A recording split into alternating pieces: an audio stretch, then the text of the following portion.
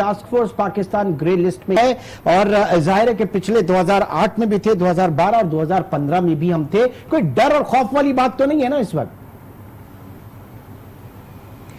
Thank you Imran for having me on the show. इस हवाले से अगर बात की जाए तो ये एक हमारे लिए पॉजिटिव न्यूज़ है कि we have some kind of economic diplomacy on international forums, जिसकी वजह से पाकिस्तान को ये सपोर्ट मिली है। But it's not enough for the long term. Short term के लिए ये ठीक है। I want to bring my attention to ease of doing business ranking, because वो भी एक इंटरनेशनल प्लेटफॉर्म्स पे पाकिस्तान की इमेज के लिए इंपॉर्टेंट चीज है। वर्ल्ड इकोनॉमिक फोरम में we have slided down by 3 points, but in doing business rankings, ease of doing business rankings, it's expected कि पाकिस्तान जो है 20+ पॉइंट से जंप करेगा। ऑलरेडी टॉप 20 रिफॉर्मर्स में पाकिस्तान आ गया। और अब ये जो स्पेसिफिक मेट्रिक है या रैंकिंग है, ये वर्ल्ड बैंक करता है। तो जब अगर आप ग्लोबल लेवल पे, ग्लोबल गवर्नेंस लेवल पे देखें तो वर्ल्ड बैंक, IMF और ADB और इस तरह के जो बड़े ग्लोबल इदारे हैं, इन सब की जो एक positive outlook for Pakistan matters a lot. तो यहाँ पे ग्रे लिस्ट में होना डेफिनेटली हमारे लिए एक परेशान कुन बात है, लेकिन गिवन कि अभी हमें सपोर्ट मिल रही है, in the future if we aim towards economic diplomacy with our regional partners, तो पाकिस्तान के लिए इतनी कोई परेशानी की बात नहीं, because on other metrics we are doing fine. तो डोमेस्टिक इन्वेस्टमेंट क्लाइमेट के पॉइंट ऑफ व्यू से things have significantly improved in Pakistan. तो the next step can be कि आप अपने रीजनल पार्टनर्स के साथ ट्रेड बेहतर करें, अपने ट्रेड एग्रीमेंट्स को बेहतर करें, ताकि जब आप मूव करते हैं टूवर्ड्स कंप्लायंस फॉर FATF, तो आपके पास एक प्रॉपर, एक मतलब सॉलिड मेरिट वाली जो बात अभी आपने रिसेंटली आप सब बात करें, वो फिर आप इस तरीके से कर पाएंगे कि आपकी इकोनॉमिक डिप्लोमेसी मजीद स्ट्रांग। इंडोनेशिया के साथ आपकी ऑलरेडी वो टॉप ट्रेड पार्टनर्स है आपके इंपोर्ट, उसके अंदर we have like 2.46 billion trade with Indonesia. If we can turn that into an export trading partner as well, तो हम रीजन के साथ अपने ताल्लुक जो है वो ज्यादा स्ट्रांग कर सकते हैं। ठीक, तो इससे भी ज्यादा और बातें, और इस बीच पे यकीनी तौर से जो इकदाम किए गए हैं मनी लॉन्ड्रिंग के, बेखनी के हवाले से, टेरर फाइनेंसिंग की रोकथाम के हवाले से, वो इस वक्त इंटरनेशनल उसकी एक्नॉलेजमेंट होनी है। और अल्हम्दुलिल्लाह पूरी उम्मीद है, कोशिश है कि पाकिस्तान के लिए बहुत अच्छी खबरें हों। इमरान, मैं ऐड कर लूं कि वाकई लास्ट 1 साल से जो लोगों को दिक्कत होती है, जो सिस्टम पहले से था, खोल लिए हैं, जिन्होंने एक्सपोर्ट कर रहे हैं, तमाम बैंक्स वाले, छोटे बड़े सारे बैंक है, इतने विजिलेंट हैं, वो सिस्टम पे आ रहे हैं। कस्टमर्स भी जो है ना, अब वो सिस्टम पे अपने आप को ला रहे हैं। तो आई थिंक अगर ग्रे में रहें और हम एफर्ट करें जिन चीजों में कमजोरी है, तो next 6 months to 1 year we would be able to be there in the right place, which is good for the country also. ठीक, अच्छा, काम हो रहा है खुरम, जो काम हो रहा है, क्या वो काम, वो प्रोग्रेस रिपोर्ट, वो सारी चीजें शेयर की जा रही है इंटरनेशनल एजेंसी साथ उसी तरीके से? क्योंकि ये भी इसके ऊपर सवाल उठ रहा है कि हुकूमती इदारे जो हैं वो बर वक्त वो मालूमात इंटरनेशनल एजेंसीज को नहीं पहुंचा पा रहे, वहां तक ये चीजें रुक रही हैं कुछ इसके और जाहिर है कि 30% इसके ऊपर आपका क्या होता है, जो private companies, small and medium size companies, उनके जो सर्वे होते हैं उसके ऊपर डिपेंडेंस होती है। 70% डिपेंडेंस होती है आपकी वर्ल्ड बैंक और IMF से रिलेटेड जो रिपोर्ट्स होती हैं। जी देखें, अब मैं थोड़ा सा अगर आपको एक्सप्लेन कर देता हूं, इसमें एक तो तजाद है दोनों में, कंपैरेटिव इंडेक्स में और ईज ऑफ डूइंग बिजनेस में। कॉस्ट ऑफ डूइंग बिजनेस भी ऊपर है आपकी, लेकिन कंसर्न ज्यादा ये होना चाहिए, कंपैरेटिव इंडेक्स आपका नीचे जा रहा है, इसको आप इंप्रूव करें। इसमें 3 बड़े big concern cost of doing business, और इसके अलावा आपका जो कंपीटिटिव इंडेक्स है उसको अलग रख के इस वक्त अगर बात की जाए, जो आप कह रही थी कि ईज ऑफ डूइंग बिजनेस बेहतर है, यकीनी तौर से बेहतर है, लेकिन असल जो कंसर्न है वो यहां पर कॉम्पिटिटिवनेस का है, क्या कहेंगी? दो मुख्तलिफ चीजें हैं मेरे जो नजर में, जहां से मैं इसको देख रही हूँ, मेरे वैंटेज पॉइंट के accordingly we are looking at the communication strategies, जिसके ये टूल्स हैं। ईज ऑफ डूइंग बिजनेस का डेटा कलेक्ट करने का तरीका कंपेटिटिवनेस इंडेक्स से बहुत मुख्तलिफ है। जो कंपेटिटिवनेस इंडेक्स है वो बहुत परसेप्शन बेस्ड है, उसके अंदर जब आप क्वेश्चनर्स डिस्ट्रीब्यूट करते हैं तो it is getting peoples opinion on what they think based on what their experience is like.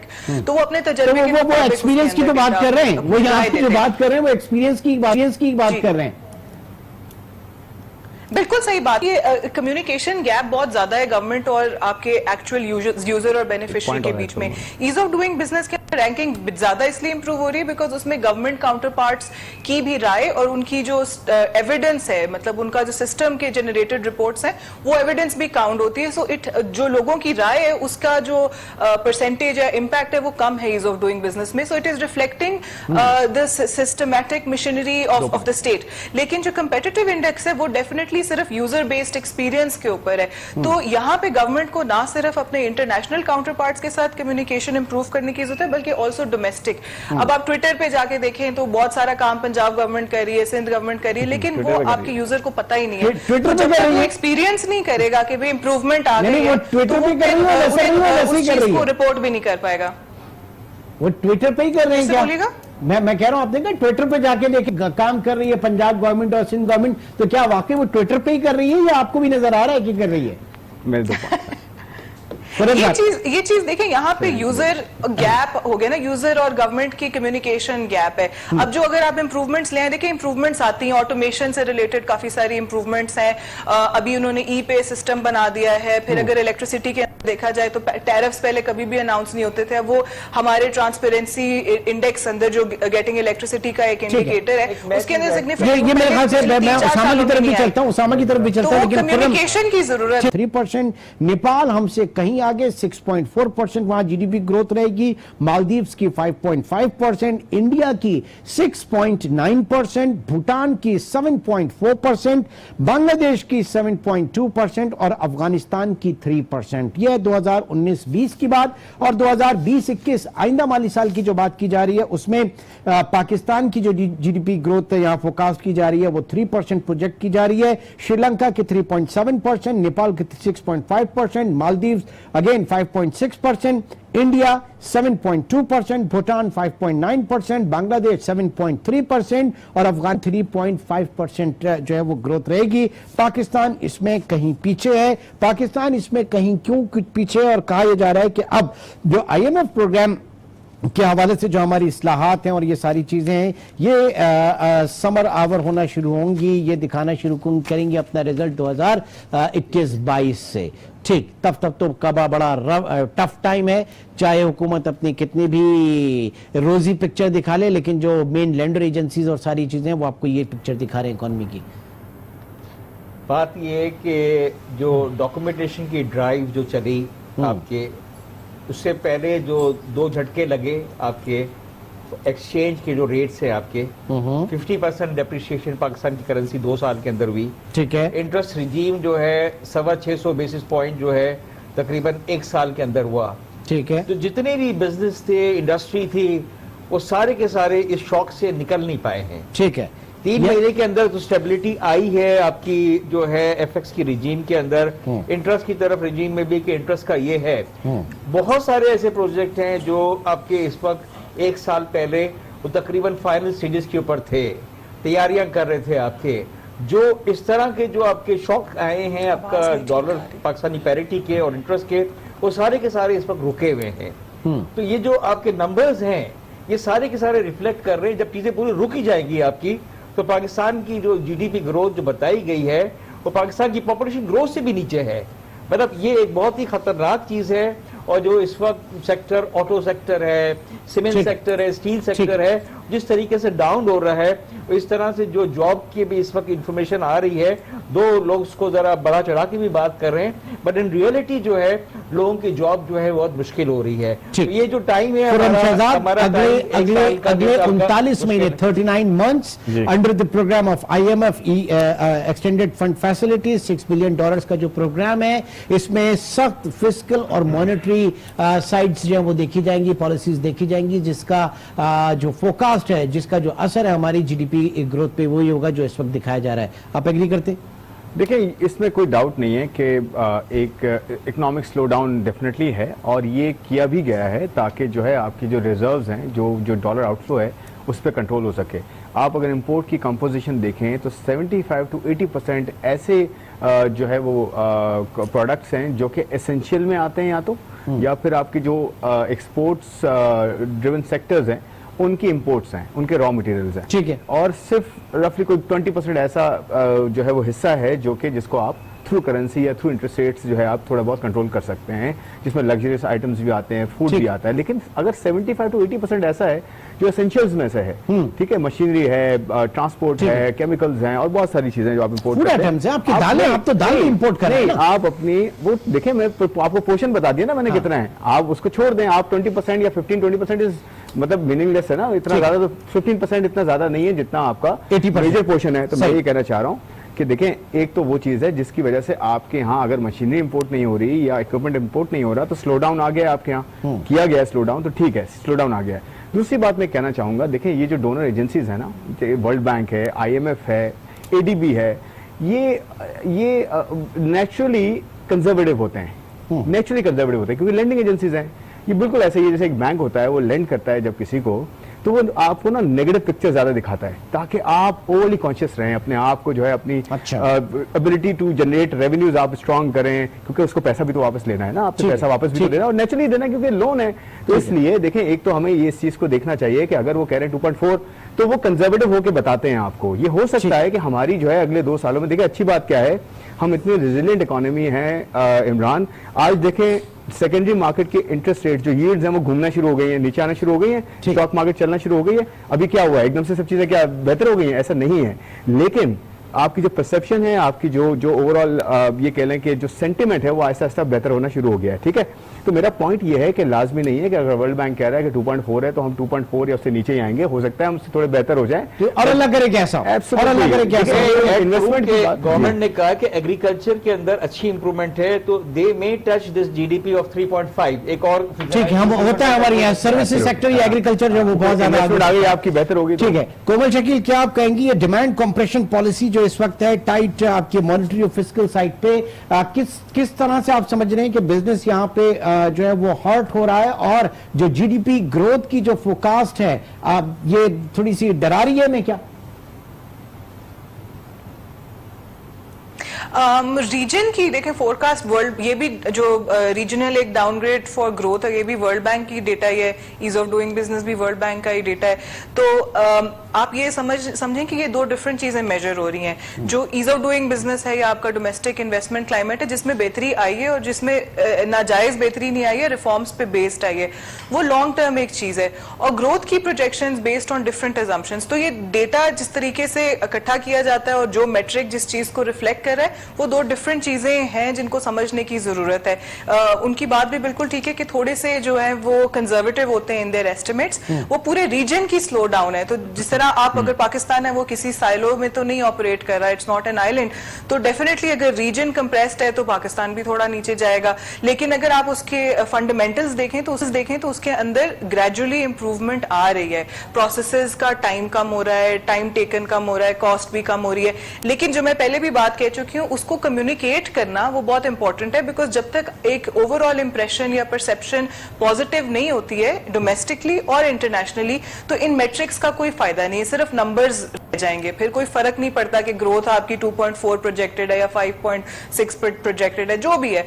आपको ये ऑन द ग्राउंड कम्युनिकेशन भी करने की जरूरत है। So if the government is doing something, they need to tell the people about it so that somebody experiences it and then reports it back. तो लेकिन ये भी आप देखें कि वर्ल्ड बैंक ने जो ग्रोथ के ऊपर एस्टिमेट दिया, वो इस चीज पे कंडीशनल है कि अगर इन्वेस्टमेंट की कोई स्टिमुलस मिलता है तो this can change. So remember that these things are based on certain assumptions, and if we are doing things right, then this is not कोई वो ऐसी prophecy नहीं है जो कि पूरी हो जाएगी। We have to look at what we can do, and we are doing that. और in the long run, जिस तरह पहले भी हमने कहा, if we continue towards a path of economic diplomacy, अगर हम अपने इर्द गिर्द के जो ममालिक है उनके साथ अपने ताल्लुकात बेहतर करेंगे, तो हमारे पास डेफिनेटली जो है इकोनॉमिक एक्टिविटी बढ़ेगी। Because on the ground domestic market में हम ऑलरेडी वो सारे रिफॉर्म्स कर रहे हैं और उस तरफ मूव कर रहे हैं जहां की तरफ ज्यादा डूम्सडे प्रॉफिट नहीं बनना चाहूंगी। उसामा, बात यह कि जो हम स्लाइड्स वगैरह देखते हैं, जो चार्ट्स देखते हैं, तो नंबर्स बोलते हैं। एक कंसर्न जो फौरन देखते हुए आया कि जनाब ये पाकिस्तान जो है उसकी GDP ग्रोथ 2.4% और अफगानिस्तान की 3%, पाकिस्तान की 3%, अफगानिस्तान की 3.5%। तो ये मैं जरा उसामा से उसकी तरफ आता हूं। क्या ये चीजें जो हैं थोड़ा सा डराती हैं और कुछ नहीं? जी बिल्कुल, इसमें ऐसा है कि सबसे पहले तो ये जो फोरकास्ट होते हैं, ये जो रिपोर्ट्स होती हैं, अच्छा है, आप ये थोड़ी सी डरा रही है मैं क्या?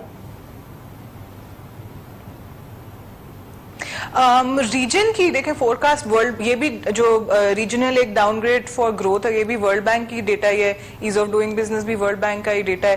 तो आप ये समझें कि ये दो डिफरेंट चीजें मेजर हो रही हैं। जो ईज ऑफ डूइंग बिजनेस है या आपका डोमेस्टिक इन्वेस्टमेंट क्लाइमेट है जिसमें बेहतरी आई है और जिसमें नाजायज बेहतरी नहीं आई है, रिफॉर्म्स पे बेस्ड आई है, वो लॉन्ग टर्म एक चीज है। और ग्रोथ की projections based on different assumptions. तो ये डेटा जिस तरीके से इकट्ठा किया जाता है और जो मेट्रिक जिस चीज को रिफ्लेक्ट कर रहा है, वो दो डिफरेंट चीजें हैं जिनको समझने की जरूरत है। उनकी बात भी बिल्कुल ठीक है कि थोड़े से जो है वो कंजर्वेटिव होते हैं इन देयर एस्टिमेट्स। वो पूरे रीजन की स्लो डाउन है। तो जिस तरह आप अगर पाकिस्तान है वो किसी साइलो में तो नहीं ऑपरेट कर रहा है, इट्स नॉट एन आइलैंड, तो डेफिनेटली अगर रीजन कंप्रेस्ड है तो पाकिस्तान भी थोड़ा नीचे जाएगा। लेकिन अगर आप उसके फंडामेंटल्स देखें तो उसके अंदर ग्रेजुअली इंप्रूवमेंट आ रही है। प्रोसेसेस का टाइम कम हो रहा है, टाइम टेकन कम हो रहा है, कॉस्ट भी कम हो रही है। लेकिन जो मैं पहले भी बात कह चुकी हूँ, उसको कम्युनिकेट करना वो बहुत इंपॉर्टेंट है, बिकॉज जब तक एक ओवरऑल इंप्रेशन या परसेप्शन पॉजिटिव नहीं होती है डोमेस्टिकली और इंटरनेशनली, तो इन मेट्रिक्स का कोई फायदा नहीं है, सिर्फ नंबर्स रह जाएंगे। फिर कोई फर्क नहीं पड़ता कि ग्रोथ आपकी 2.4 प्रोजेक्टेड है या 5.6 प्रोजेक्टेड है, जो भी है। आपको ये ऑन द ग्राउंड कम्युनिकेशन भी करने की जरूरत है। So if the government is doing something, they need to tell the people about it so that somebody experiences it and then reports it back. तो लेकिन ये भी आप देखें कि वर्ल्ड बैंक ने जो ग्रोथ के ऊपर एस्टिमेट दिया वो इस चीज पे कंडीशनल है कि अगर इन्वेस्टमेंट की कोई स्टिमुलस मिलता है तो this can change. So remember that these things are based on certain assumptions and if we are doing things right then this is not कोई वो ऐसी prophecy नहीं है जो कि पूरी हो जाएगी। we have to look at what we can do and we are doing that। और in the long run जिस तरह पहले भी हमने कहा, if we continue towards a path of economic diplomacy, अगर हम अपने इर्द गिर्द के जो ममालिक है उनके साथ अपने ताल्लुकात बेहतर करेंगे तो हमारे पास डेफिनेटली जो है इकोनॉमिक एक्टिविटी बढ़ेगी, because on the ground domestic market में हम ऑलरेडी वो सारे रिफॉर्म्स कर रहे हैं और उस तरफ मूव कर रहे हैं जहां उसामा रिजवी की तरफ ज्यादा डूम्सडे प्रॉफिट नहीं बनना ठीक चाहूंगी। है।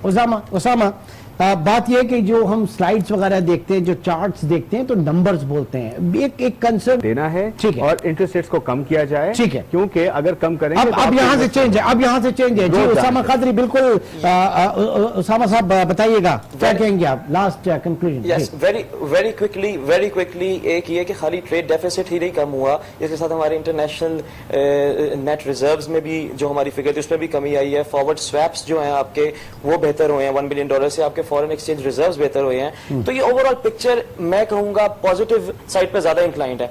इसमें फाइनल कमेंट ये है कि जो आप कंप्रेशन कर रहे हैं, जो आप टाइटनिंग की पॉलिसी है, ये दोनों एंड्स पे नहीं चल सकती। इंपोर्ट्स भी कम कर रहे हैं, साथ हमने इंटरेस्ट रेट्स भी ज्यादा किए हुए हैं। तो जो बिजनेसमैन है उसके पास ऑप्शन कोई नहीं है। तो इसके अंदर से आपको एक चीज के बीच में चूज करना पड़ेगा कि आप किसकी तरफ जाते हैं। ठीक, कोमल किस तरह से हुकूमत बैलेंस कर सकती है इस सूरत हाल को बेहतर टूवर्ड्स मोर प्रोडक्टिव? क्या आपके एक्सपोर्ट्स